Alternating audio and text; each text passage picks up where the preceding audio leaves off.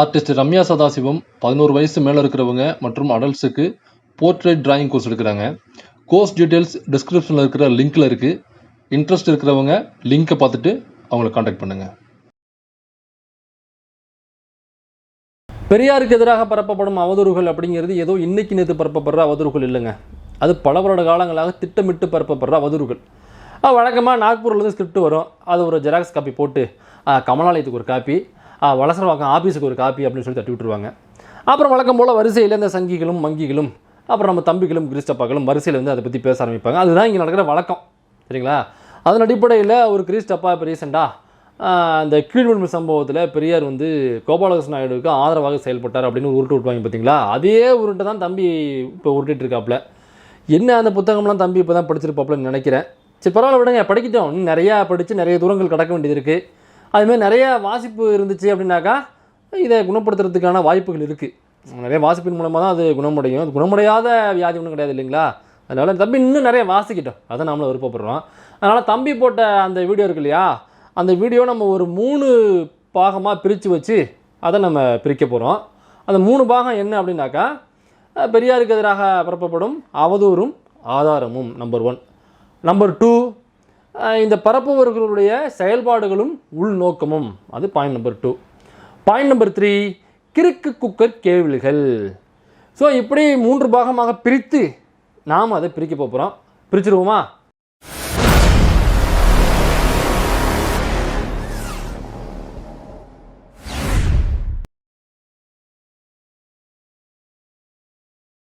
பெரியாரின் மீது ஏகப்பட்ட அவதூறுகள் கொட்டி கிடக்குங்க இணையத்தில்.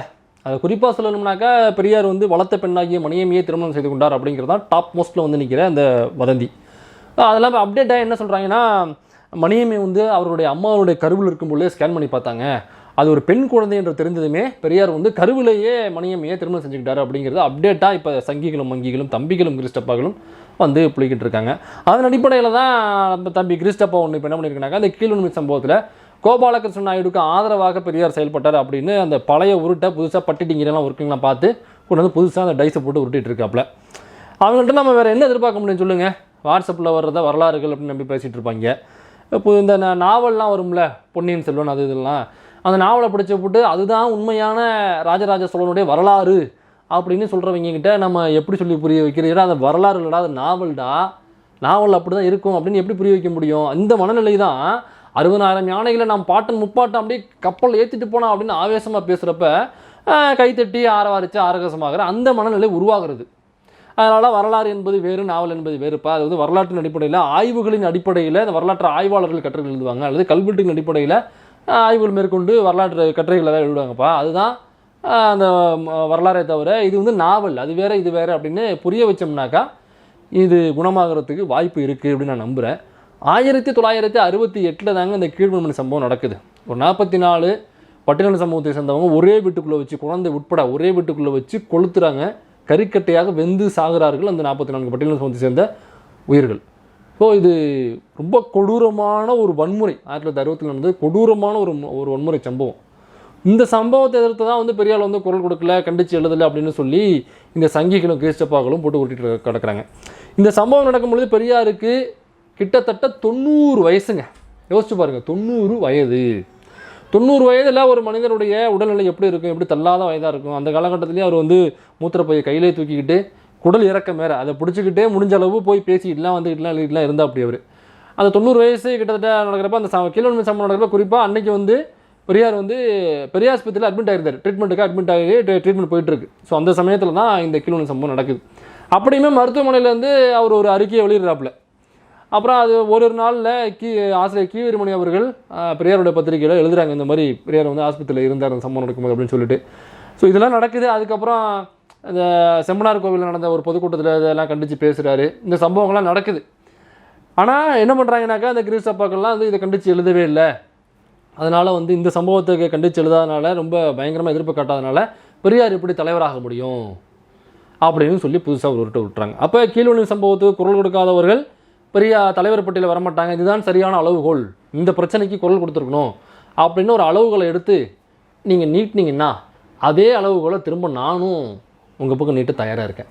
நீங்கள் தலைவர் என்று அந்த வீர வணக்கம் செலுத்துகிறீர்களே, அந்த தலைவர்கள் இந்த கீழ்வணி சம்பவத்துக்கு என்னத்தை நீட்டினாங்க அப்படின்னு அந்த நீட்டினவங்களுடைய பட்டியலை கொஞ்சம் காமிச்சிங்கன்னா தெரிஞ்சுக்க எனக்கு கொஞ்சம் ஏதுவாக இருக்குங்க. குறிப்பாக அந்த மாப்போசி அப்படின்னு ஒரு பீஸ், அதை பற்றி பயங்கரமாக நீங்கள் வீர வணக்கம் செலுத்துவீங்க. அது மாப்போசி வந்து அப்போ சம்பவம் நடக்கும்போது நல்லா ஆக்டிவாக இருக்கக்கூடிய ஒரு ஆள் தான். இப்போலாம் உயிரோட இருந்தார் அவர். இப்போ மாப்போசி கீழ்வணி சம்பவத்தை எடுத்து என்ன பேசியிருக்காரு, அப்படி என்னத்தை அறுத்து தள்ளியிருக்காரு அப்படின்னு இந்த அறுத்து தள்ளுன்னு அந்த முட்டை கொஞ்சம் காமிச்சிங்கன்னா நான் பார்த்து தெரிஞ்சுக்க ஏதுவாக இருக்கும். அப்புறம் சீபா ஆதித்தனார், அதாங்க அவங்க கட்சி நாம் தமிழர் கட்சி, அந்த கட்சியோட ஓனர். நீங்கள் ஓட்டுற சைக்கிள் இருக்கல நாம் தமிழர் சைக்கிள், அந்த சைக்கிளில் ஓனரே அவர் தான். வாடகை எடுத்தீங்களா, வாடகை கொடுத்தீங்களா? அதாங்க நம்ம ஐயா நம்ம ஆடிட்ரு குருமூர்த்தியை வச்சு வாங்கினீங்களே வாடகைக்கு, அந்த சைக்கிளோட அவரும் இப்போ உயிரோட தான் இருந்தார். அவரு கூட நீங்கள் வீர வணக்கம் செலுத்துவீங்களா? அவர் இந்த கீழ்வணி சம்பவத்துக்கு என்ன எதிர்ப்பு தெரிவித்தார், என்ன போராட்டங்கள் பண்ணினார். அப்புறம் இன்னும் நீங்கள் வீர வணக்கம் செலுத்தக்கூடிய தலைவர்கள் யாராவது இதுக்கு எதிர்ப்பு தெரிவித்தாங்க, பயங்கரமாக காலத்தில் நீங்கள் போராடினாங்க அப்படின்னாக்கா அந்த லிஸ்ட்டை கொஞ்சம் காமிக்கிறீங்களா? அப்போ போராடினவங்களை அடையாளப்படுத்தணும் அப்படிங்கிறது உங்கள் நோக்கம் இல்லை. பெரியாரை எப்படியாவது அசிங்கப்படுத்திடணும், இழிவுபடுத்திடணும். அதுக்கு சங்கிகளாக இருந்தாலும் பரவாயில்ல, அவங்க மென்று கக்கி வச்சதை கூட எடுத்துகிட்டு வந்து நான் திரும்ப போட்டு நக்குவேன் அப்படிங்க வேண்டியது. என்ன ஒரு கேவலம்! ஹாஸ்பிட்டலில் இருக்கும்பொழுதே எழுதியிருக்காரு, அதை பற்றியே பேசியிருக்காரு, செம்மனார் கோயிலெலாம் அதை பற்றி பேசியிருக்காருங்க அப்படின்னம்னாக்கா, இல்லை அதில் வந்து உப்பு மிளகா காரம்லாம் கொஞ்சம் கம்மியாக இருக்குது, காரம் வந்து இன்னும் கொஞ்சம் தூக்கலாக வேணும் அப்படிங்க வேண்டியது. அப்புறம் எப்படி அது அந்நியர்கள் ஆட்சி பரவாயில்ல, அவங்க ஆட்சி இருக்கட்டுமே அப்படின்னு சொல்லி பெரியார் பேசியிருக்காரு, அதை எப்படி ஏற்றுக்க முடியும்? ஆமாங்க பேசினாருங்க, ஏங்க பேசினார்? அதுக்கு முன்னாடி மனிதர் மாட்சிங்க நடந்துச்சுங்க. மனிதர் மாட்சி என்ன சொல்லுது? இந்த ஜாதிக்காரனாக படிக்கக்கூடாதுன்னு சொல்லுது, கோயிலுக்குள்ளே வரக்கூடாதுன்னு சொல்லுது, கருவருக்குள்ளே போகக்கூடாதுன்னு சொல்லுது, தெருவுக்குள்ளே நடக்கக்கூடாது, செருப்பு போடக்கூடாது, கண்ணு முன்னாடியே வரக்கூடாது, வந்தால் தலையை வெட்டணும், குறிப்பிட்ட சமூகத்தை சேர்ந்த பெண்களாக மாறாப்பு போடக்கூடாது, எல்லா பெண்களுமே வந்து ஆண்களுக்கு அடிமையாக தான் இருக்கணும், இப்படிலாம் சொல்லுது. அது இதை எடுத்து பெரியார் பேசுகிறார். இப்போ வெள்ளைக்காரன் இருக்கும்பொழுது அவன்கிட்ட இதெல்லாம் பேசி கொஞ்சம் புரிய வச்சு கொஞ்சம் உரிமைகளையாவது வாங்க முடிஞ்சிச்சு. ஒரு வேளை இவன் போயிட்டானாக்கா இதை தூக்கி பார்ப்பனர் கையில் ஆட்சியை கொடுத்துட்டு போயிடுவான், அப்போ பார்ப்பனர் ஆட்சி தான் நடக்குவீங்க அப்படின்னு சொன்னார். ஏன் அரசியலமைப்பு சட்டம் வரும்பொழுதே பெரியார் எதிர்த்தாருங்க. சட்ட எரிப்பு போராட்டம் பண்ணார். எக்கச்சக்கமான திராவிட இயக்க தோழர்கள் கைது செய்யப்பட்டாங்க. இதில் ஏன்னா அந்த சட்டம் அப்படிங்கிறதே மனிதர்மத்தருடைய இன்னொரு ஜெராக்ஸ் காப்பியாக தான் இருக்குது அப்படின்னு சொல்லி நேரடி விமர்சனம் வச்சார். ஏன் அம்பேத்கர் அதை ஒத்துப்பாப்பில்லை, இந்த பார்ப்பனர்கள் மத்தியிலிருந்து என்னால் நினச்சதை எழுத முடியல, மக்களுக்கு செய்ய முடியல, நான் பேனாவனா என் கையில் இருந்திருக்கலாம், என்னுடைய கை பார்ப்பனர்களிடம் இருந்தது, இந்த சட்டத்தை யாராவது எரிப்பாங்க அப்படின்னாக்கா முதலாக நான் தான் எரிப்பேன் அப்படின்னு யார் சொன்னா? அம்பேத்கர் சொல்கிறார். அப்புறம் இன்னொரு பக்கம் கம்யூனிஸ்டுகள் வந்து கூலி உயர்வுக்காக போராடும் பொழுது பெரியார் வந்து ஆதரவு தெரிவிக்கவே இல்லை அப்படின்ற ஒரு அது என்னக்கா குறிப்பாக அந்த கீழவன்மணி சம்பவத்துக்காகவே பெரியார் அப்படி பேசினார், கூலி உயர்வு வந்து எதிர்த்தார் கீழவன்மணி சம்பவத்தை அப்படின்னு சொல்லி புதுசாக மேனிபுலேட் பண்ணி கிரிச்சு பேச வேண்டியது. பெரியார் இந்த 2 நாள் 4 நாள் கூலி உயர்வு போராட்டம் அப்படிங்கிறது என்றைக்குமே ஏற்றுக்கிட்டு கிடையாது. ஏன்னாக்கா இது தொழிலாளர்கள் வாழ்க்கையில் என்றைக்குமே ஒரு உயர்வை தராது. இங்கிட்ட 2 நாள் 4 நாள் ஏற்றி வந்துட்டு அங்கிட்டு கடையில் பொருள் வைக்கும் போது 2 நாள் 4 நாள் ஏற்றி விற்று உன் காசை அப்படியே பிடிங்கிடுவான் முதலாளி. அதில் உன் வாழ்க்கையில் என்றைக்குமே முன்னேற்றத்தை தராது. அதுக்கு பதிலாக லாபத்தில் பங்கு வேணும். ஒவ்வொரு தொழிலாளர்களுக்கும் விவசாயிகளுக்கும் லாபத்தில், கூலி தொழிலாளர்களுக்கு லாபத்தில் பங்கு வேண்டும். நிலத்தை பிரித்து எல்லாருக்கும் பங்களிக்கணும், பிரித்து கொடுக்கணும் நிலத்தை எல்லாருக்கும். அப்புறம் அதிகாரத்தில் பங்கு வேணும். இதுதான் பெரியார் சொன்னார், இதுதான் நிரந்தர தீர்வாக இருக்க முடியும். இது தான் 1933 இதான் பேசிகிட்டு இருக்கார். 2 நாள் 4 நாள் கூலி உயர்வு போராட்டத்தில் அவர் என்றைக்குமே ஆதரவு தெரிவித்ததே கிடையாது. நிலம் எல்லோருக்கும் சமமாக பகிர்ந்தளிக்கப்பட வேண்டும் அப்படிங்கிறது என்னை பொறுத்த வரைக்கும் கம்யூனிஸ்ட்டுக்குள்ளே தான் வரும்னு நினைக்கிறேன். ஏன்னா உண்மையான கம்யூனிஸ்ட்டுகளுக்கு தெரியும் பெரியார் யார், எப்படிப்பட்டவர், அவர் பேசுனது என்ன சித்தாந்தம் அப்படிங்கிறது அவங்களுக்கு தெரியும். சும்மா அந்த போலியாக கம்யூனிஸ்ட்னு சொல்லிட்டு தெரிஞ்சிட்டு இருப்பாங்கல்ல, அவங்க தான் ஏதாவது பெரியார் மீது வன்மத்தை கேட்கிக்கிட்டு அப்படி தெரியறவங்க. அப்புறம் பொதுவாகவே வந்து ஒரு குரூப் இருப்பாங்க இங்கே, பெரியார், அம்பேத்கர், மார்க்ஸ் 3 பேரையும் வந்து தனித்தனியாக பேசுகிறவங்கன்னு வச்சுக்கோங்களேன். எடுத்துக்காட்டுக்கு சொல்கிறேன். இப்போ ஒரு மார்க்ஸை தூக்கி பிடித்து பேசுகிறவர்கள் பெரியாரையும் அம்பேத்கரையும் தாழ்த்தி பேசுகிற சில பேர் இருப்பாங்க. விமர்சனம் வைக்கிறேன் அப்படிங்கிற பேரில் ஏதாவது உளறிட்டு இருப்பாங்க. அதே மாதிரி பெரியாரை தூக்கி பிடிக்கிறேன் அப்படிங்கிற பேரில் அம்பேத்கரையும் மார்க்ஸையும் சில பேர் தாழ்த்தி பேசுவாங்க. அதே மாதிரி அம்பேத்கரை உயர்த்தி பிடிக்கிறேன் அப்படிங்கிற பேரில் பெரியாரையும் மார்க்ஸையும் தாழ்த்தி பேசுவாங்க சில பேர். ஸோ இவங்க உண்மையான பெரியாரிஸ்ட்டுகளோ அம்பேத்கரிஸ்ட்டுகளோ கம்யூனிஸ்ட்டுகளோ கிடையாது. இவங்களுக்குள்ள ஒரு உள்நோக்கம் இருக்குது. இவங்க 3 பேருக்கும் இடையில் ஒரு சண்டையை மூட்டி விடணும் அப்படிங்கிற ஒரு உள்நோக்கம் இருக்குது. இந்த மாதிரியான பீஸுகள் இங்கே அப்பப்போ தெரிஞ்சுக்கிட்டு இருக்கு. இந்த பீஸுகளை தயவு செஞ்சு நம்பாதீங்க, கண்டுக்காதீங்க. அது பாட்டுக்கு அப்படியே ஏதோ பேசிக்கிட்டே போயிட்டுருப்பாங்க. அவளை கண்டுக்காமல் விடுறது தான் நமக்கு நல்லது. ஸோ இந்த கீழ்வெண்மணி சம்பவத்தையொட்டி பெரியார் ஆற்றிய எதிர்வினை என்பது வெறுமனே இந்த கீழ்வெண்மணி சம்பவத்தை ஒட்டி அவர் பேசுவது மட்டுமல்ல, ஒட்டுமொத்தமாகவே பெரியாருடைய தத்துவார்த்தம் அதுதான். எப்போவுமே இந்த கூலி உயர்வு சம்பந்தமாக பெரியார் என்றுமே அவர் ஆதரித்தது இல்லை. மாறாக நிலம் இங்கு பகிர்ந்தளிக்கப்பட வேண்டும், லாபத்தில் பங்கு வேண்டும், அதிகாரத்தில் பங்கு வேண்டும் அப்படிங்கிறது அவருடைய டார்கெட். அப்புறம் இங்கே இந்தியர்கள் இந்தியாவை ஆளும் வரை சனாதனம்தான் கொள்கையாக இருக்கும், அந்நியர்கள் ஆளும் பொழுது அவனுக்கு ஈஸியாக என்னால் புரிய வைக்க முடியுது அப்படின்னு பெரியார் தான் சொன்னார். பெரியார் முழுமையாக டாக்குமெண்ட் செய்யப்பட்டிருக்கார். அவருடைய வாயிலிருந்து வந்த ஒவ்வொரு வார்த்தைகளும், அவருடைய பேனாவிலிருந்து வந்த ஒவ்வொரு வார்த்தைகளும் இங்கே டாக்குமெண்ட் செய்யப்பட்டிருக்கு. ஸோ பெரியாரை முழுசாக படிங்க, படிச்சுட்டு அதிலிருந்து ஏதாவது விமர்சனம் இருக்குது அப்படின்னா வைங்க. மார்க்ஸை பற்றி நீங்கள் தெரிஞ்சுக்கணுன்னாக்கா மார்க்ஸை தான் தேடி போகணும். அதை விட்டு போட்டு ஏதாவது சினிமா புத்தகத்தில் உள்ள பஞ்ச் நிலக எடுத்துகிட்டு வந்து பேசிகிட்டு இருக்கக்கூடாது. தனி மனித சர்வாதிகாரம் என்பது வேறு, உழைக்கும் மக்களின் சர்வாதிகாரம் என்பது வேறு. புரியுதா? பெரியாருடைய பார்ப்பனிய எதிர்ப்பு, பிற்போக்குத்தனங்களுக்கு எதிரான நடவடிக்கைகள், மூட நம்பிக்கைகளுக்கு எதிரான விஷயங்கள், ஜாதி ஒழிப்பு போராட்டங்கள், பெண் அடிமைக்கு எதிரான விஷயங்கள், சமூக நீதி குறித்த அவருடைய போராட்டங்கள், இது எல்லாத்தையும் நாங்கள் ஏற்கிறோங்க, இதெல்லாம் ஏற்கிறோம். ஆனால் கீழ்வெண்மணி சம்பவத்தையொட்டி பெரியாருடைய எதிர்வினையை மட்டும் நாங்கள் மறுக்கிறோங்க. புது உருட்டா இருக்குல்ல, இதை ஏற்கிறோம், அதை மறுக்கிறோம். இப்போ நம்ம ஆம குஞ்சுகளை போட்டு வறுக்கிறோம்.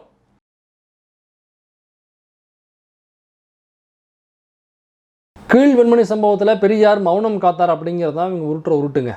எப்படி இந்த சங்கர் ஆணவ படுகொலைக்கு தீர்ப்பு வந்தப்போ நம்ம அண்ணன் மௌனம் காத்தாருங்களே, அந்த மாதிரிங்களா? கீழ்வெண்மணி சம்பவத்தில் முக்கியமான ஆள் கோபாலகிருஷ்ண நாயுடுங்க. கோபாலகிருஷ்ண நாயுடு.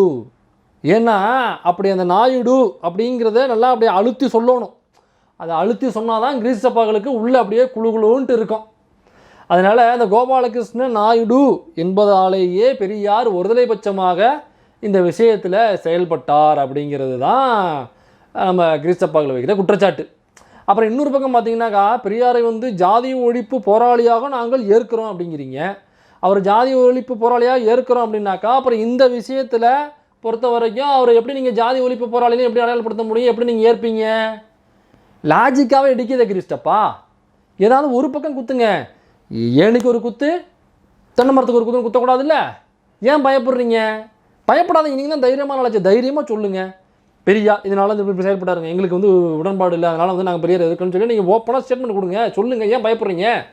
பயப்படாதையா, தைரியமாக சொல்லு.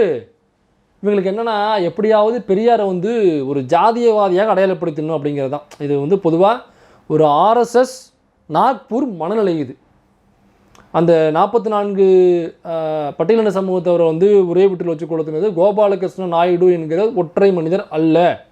அது ஒரு கொடூரமான சம்பவம், அது ஒரு கொடூரமான ஒரு வன்முறை சம்பவம். அது அதை நிகழ்த்தியது கோபாலகிருஷ்ண நாயுடுங்கிற ஒற்றை மனிதர் இல்லை. அதில் பலதரப்பட்ட இடைநிலை ஜாதிகள் அது உள்ளே இருக்குது.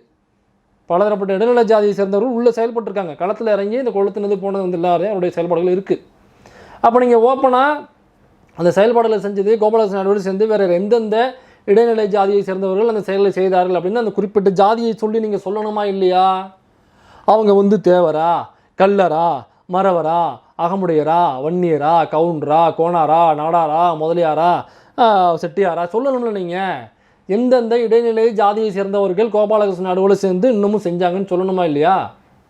புள்ளமாரா சேர்க்கணும்ல. நீங்கள் ஏன் சேர்க்க மாட்டேங்கிறீங்க? அதையும் சொல்ல மாட்டேங்கிறீங்க. நீங்கள் இதெல்லாம் தாண்டி இந்த சம்பவத்துக்கு முன்னாடி 2 சங்கங்கள் இருக்குங்க. ஃபஸ்ட்டு வந்து அந்த விவசாய கூலி தொழிலாளர்களுக்கான ஒரு சங்கம் இருக்குது, சரிங்களா? அந்த சங்கம் ஏற்பட்ட பிறகு எல்லாம் ஒன்றிணைறாங்க, சில கேள்விகள் எழுப்புறாங்க.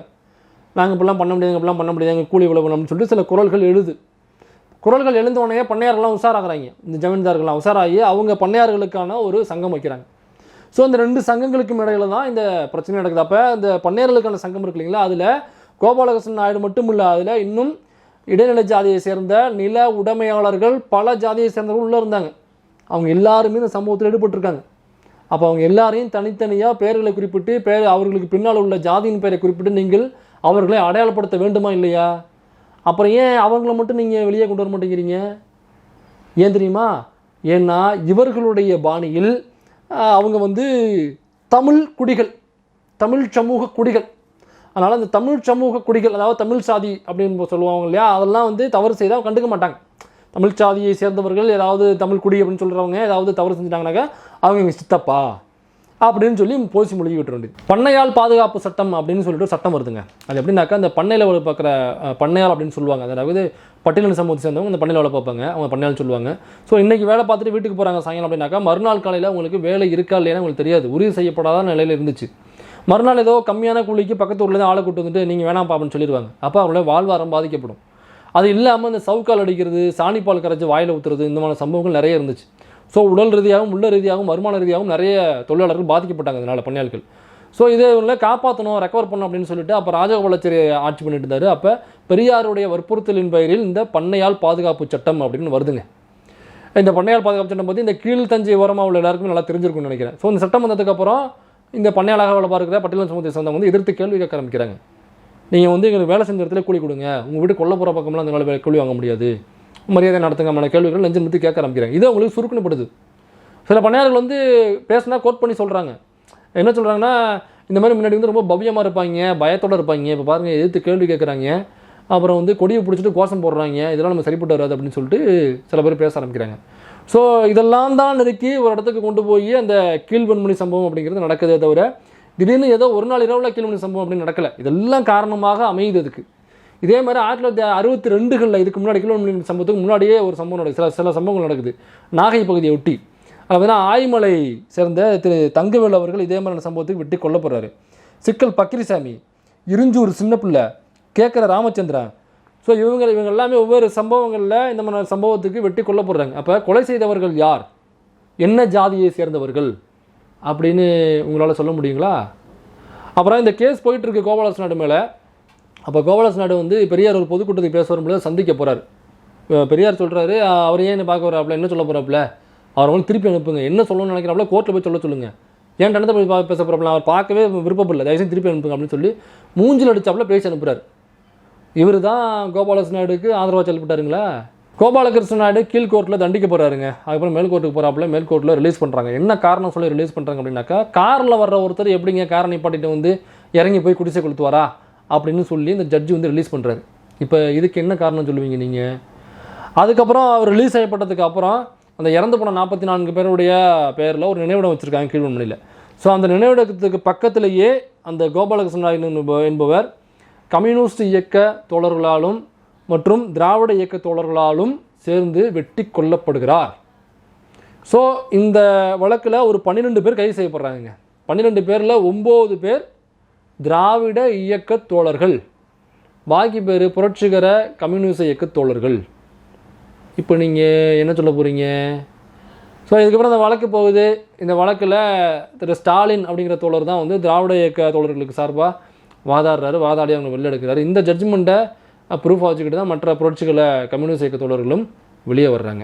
அப்புறம் நம்ம கிரீஸ்டப்பா இந்த கீழ்வன்மணி சம்பவத்தை வச்சு மிக அருமையாக வீடியோ போட்டிருக்காருல, அதே மாதிரி இந்த முதுகுளத்தூரில் நடந்த படுகொலை இருக்குது பார்த்தீங்களா, அது, அப்புறம் அந்த நாயக்கன்குட்டை சம்பவம், பொன்பரப்பி சம்பவம், இமானுவேல் சேகரனார் சம்பவம், இதையெல்லாம் வச்சும் இந்த சம்பவத்தில் பாதிப்பை ஏற்படுத்தியவர்கள் எந்த ஜாதியை சேர்ந்தவர்கள் அப்படிங்கிறத பெயரோட, ஜாதி பெயரோட நல்லா அழுத்தி பேசி அண்ணன் அவர்கள் முருகேசிக்கு மொய் செய்வார் என்று எதிர்பார்க்கப்படுகிறது. 1968 நடந்ததை கொண்டாந்து வச்சுக்கிட்டு இதுக்கு வந்து பெரியார் எதுவுமே பேசலை, எதிர்வினையே ஆற்றலை. பாருங்கள், பெரியார் வந்து ஒருதலை பட்சமாக அவர் வந்து நாயுடு ஜாதியை சேர்ந்தவர், அந்த இதுக்கு உள்ளானவர் அப்படிங்கிறதுனாலேயே வந்து நீங்கள் எதுவும் பேச மாட்டேங்கிறீங்க அப்படின்னு சொல்லி ஒரு உருட்டி பெரியாரை ஜாதியவாதியாக அடையாளப்படுத்த முற்படும் இந்த கிறிஸ்தப்பாக்களுக்கும் சங்கிகளுக்கும் நோக்கி என்னுடைய கேள்வி என்ன அப்படின்னாக்கா, எப்போ இந்த கண்ணு முன்னாடி சம்பவம் நடக்குதுயா, ஜாதிய படுகொலைகள் நடக்குது, ஆணவ படுகொலைகள் நடக்குது, அதை பற்றி பேசுங்கடா. அந்த சங்கர ஆணவ படுகொலை தீர்ப்பு வந்திருக்கு, என்னடா ஒரு அறிக்கை விடுங்க அப்படின்னாக்கா, ப்ரோ என்ன ப்ரோ ஜாதி இருக்கா ப்ரோ என்ன ப்ரோ பெரியார் ஜாதியை ஒழிச்சிட்டான்னு சொன்னீங்களே ப்ரோ, என்ன திராவிடர்களே ஜாதி இன்னும் ஒழிலையா திராவிடர்களே அப்படின்னு கிரீஸ்தப்பாக்கள் கிண்டல்கள் வேறு. அப்போ நான் கேட்கட்டுமா, அப்போ அம்பேத்கர் ஜாதி ஒழிப்பு போராளியா இல்லையா? அப்போ அம்பேத்கர் ஜாதி எதிர்த்து நிறைய பண்ணியிருக்காரா இல்லையா? அப்போ அம்பேத்கர் பிறந்த ஊர்லேயே இன்னமும் ஜாதி இருக்குல்ல, அப்போ அம்பேத்கர் ஜாதி ஒழிப்புக்கு எதிராக எதுவுமே பண்ணலைன்னு சொல்லுவியா? அப்புறம் அயோத்திதாச பண்டிதர் இருக்காரா இல்லையா, அவர் ஜாதி ஒழிப்பு போராளியா இல்லையா, நம்ம ஏற்றுக்கிறோமா இல்லையா? அப்போ இன்னமும் ஜாதி இருக்கா ப்ரோ? அப்போ அம்பேத்கர் அயோத்திதாச பண்டிதர் வந்து ஜாதி ஒழிப்புக்கு எதிராக எதுவுமே பண்ணலைன்னு சொல்லுவோமா ப்ரோ? ரெட்டைமலை சீனிவாசன் அவர்கள் ஜாதி ஒழிப்பு போராளியா இல்லையா? ஜாதிக்கு எதிரானவர் தானே. இப்போ இன்னமும் ஜாதி இருக்க ப்ரோ. அப்போ ரெட்டைமலை சீனிவாசன் ஒருவேளை ஜாதி ஒழிப்புக்காக எதுவும் போராடலன்னு நீங்கள் சொல்லுவீங்களா ப்ரோ? அப்புறம் நமது தேசிய தலைவர் மேதகு பிரபாகரன் அவர்கள், அவர் ஜாதிக்கு எதிரானவர் தானே. இப்போ இன்னமும் ஈழத்தில் ஜாதி இருக்க ப்ரோ. அப்போ தேசிய தலைவர் மேதகு பிரபாகரன் அவர்கள் ஜாதி ஒழிப்புக்காக போராடலன்னு நீங்கள் சொல்லுவீங்களா ப்ரோ? ஏன் ப்ரோ? நாம் ஏதாவது பேசிக்கிட்டு இருந்தோம்னா கீழே வந்து இந்த கிரீஸ்டப்பாக்கள் மாஞ்சோலை படுகொலை பற்றி கருத்து நம்மக்கிட்ட, அது திமுக காரவங்க யாராவது இருப்பாங்க, அவங்ககிட்ட போய் கேளு. மாஞ்சோலை படுகொலை பற்றி எல்லாருமே பேசணும், கேள்வி எழுப்பணும்னு தான் நாம் சொல்லிக்கிட்டு இருக்கோம். அதே நேரத்தில் முதுகுளத்தூர் படுகொலை பற்றி பேசணுமா வேணாமா? லீலாவதி படுகொலை பேசணும், கேள்வி எழுப்பணும். இமானுவேல் சேகரனார் படுகொலை பேசணுமா, கேள்வி எழுப்ப வேண்டாமா? இப்போ வன்னியருக்கான இடஒதுக்கீடு நடந்துச்சுல பிரச்சனை, அந்த போராட்டம் போணுச்சுல, அதில் சுட்டு கொல்லப்பட்டாங்களே, அது யாருடைய ஆட்சி? எம்ஜிஆர் அவர்களுடைய ஆட்சி. ஏன் முதுகுளத்தூர் படுகொலை எப்போ துப்பாக்கி நடந்துச்சு, அது அப்போ யாருடைய ஆட்சி நடந்துச்சு? ஐயா திரு காமராசர் அவர்களுடைய ஆட்சி. மொழிப்போர் தியாகிகள் தினம் கொண்டாடுறோமா இல்லையா? அந்த மொழிப்போரில் சுட்டு கொல்லப்பட்டாங்களா, அது யாருடைய ஆட்சி? அப்போ வந்து போலீஸ் துறை அமைச்சராக இருந்தது யார்? ஐயா திரு கக்கன் அவர்கள். இவ்வளவு ஏன் இப்போ அந்த கர்ணன் படம் வந்துச்சு, அதில் ஒரு சம்பவம், அந்த கொடியங்குளம் பிரச்சனை. நம்ம அண்ணன் கூட சொல்லுவார், பஸ் வந்ததுக்கு அப்புறம் தான் ஜாதி ஒழிஞ்சிருச்சு அப்படின்னு. இந்த கொடியங்குளத்தில் பஸ் வந்ததுக்கு அப்புறம் தான் ஜாதி பிரச்சனை அதிகமாகிடுச்சு. அந்த கொடியங்குளத்தில் நடந்த பிரச்சனைக்கு திரு சசிகலா அவர்களுடைய ஆதரவாளர்களும் அந்த கேங்கை சேர்ந்தவர்களும் அந்த சமூகத்தை சேர்ந்தவர்களும் தான் அங்கே வந்து மிகப்பெரிய அளவில் பிரச்சனை பண்ணாங்க அப்படின்னு இன்றைக்கி பல பேர் சொல்கிறாங்க. அதே சசிகலா அவர்கள்ட்ட போய் தான் நம்ம ஆமையார் போயிட்டு சேர்த்து வைக்கட்டுமான்னு நான் கேட்டேன், அம்மா வேணான்னு சொல்லிட்டாங்க. அந்த கட்சி இணைப்புகள் அண்ணன் பேசுனேன். அப்போ அதை பற்றி ஏன் பேச மாட்டேங்கிறீங்க? அதை பற்றி பேசலாமா? அப்புறம் நான் இதை படிச்சுட்டேன், எனக்கு இது தெரியும், நான் ரொம்ப யோக்கியன், நான் ரொம்ப நல்லவன், இதை பற்றி நான் பேசியே ஆவேன், இதை பற்றி நான் வீடியோ போட்டே ஆவேன் அப்படிங்கிற எந்த அவசிய கூந்தலும் இல்லை.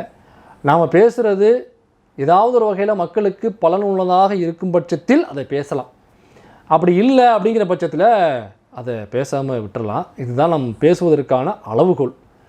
இது இந்த புதுசாக வாசிக்கிறப்ப ஏற்படுற ஒரு மனவியாதி தான். அது புதுசாக வாசிக்கும் பொழுது ஐயோ இப்படி இருக்கா, எனக்கு தெரிஞ்சு போச்சு, ஐயோ நான் அதை படிச்சிட்டேனே, இதை நான் அப்படியே ஒப்பிச்சாகணுமே, சொல்லியாகணுமே, நான் பெரிய யோக்கியன், நான் வந்து உலகத்திலே இல்லாத உத்தம அப்படின்னு நிரூபிச்சானுங்க மக்கள்கிட்ட அப்படின்னு இந்த ஆரம்பத்தில் அந்த ஆரம்ப வாசிப்பாளர்கள்கிட்ட ஏற்படுற ஒரு பிரச்சனை தான் அது.